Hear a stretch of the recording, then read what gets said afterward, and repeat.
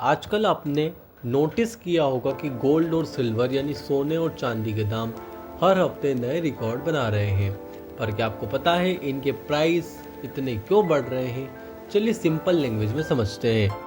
पहला कारण है कि जब दुनिया में अनसर्टेनिटी बढ़ती है, जिससे कि युद्ध, ग्लोबल टेंशन या शेयर मार्केट गिरता है, तो लोग अपना पैसा किसी सुरक्षित जगह लगाना पसंद करते हैं।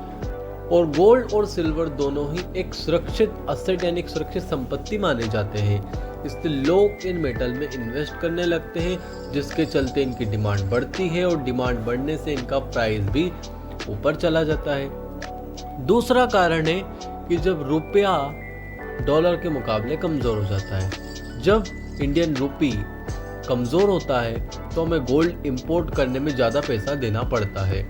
चाहे ग्लोबल प्राइस सेम हो, लेकिन इंडिया में गोल्ड महंगा हो जाता है। इसी वजह से रुपये गिरने का सीधा असर गोल्ड के दाम पर बढ़ता है। तीसरा कारण है कि जब देश में महंगाई बढ़ रही होती है तो लोग अपने पैसे को सिक्योर करने के लिए गोल्ड खरीदते हैं। ऊपर से अगर बैंक में इंटरेस्ट रेट कम है तो लोग बैंक में पैसा रखने से बेहतर समझते हैं कि गोल्ड ले लें, क्योंकि उसमें वैल्यू ज़्यादा स्थिर रहती है। चौथा कारण है कि सिल्वर यानी चांदी सिर्फ ज्वेलरी या इन्वेस्टमेंट के लिए नहीं, बल्कि इंडस्ट्रियल यूज में भी काम आती है।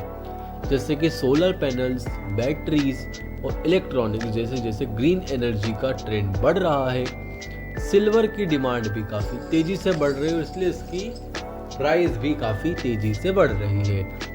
पांचवा कारण है इंडियन फेस्टिवल डिमांड। इंडिया में तो दिवाली, धनतेरस और शादियों के सीजन में गोल्ड खरीदना एक ट्रेडिशन है, तो फेस्टिव सीजन आते ही डिमांड डबल हो जाती है, जिससे प्राइस और जंप करता है।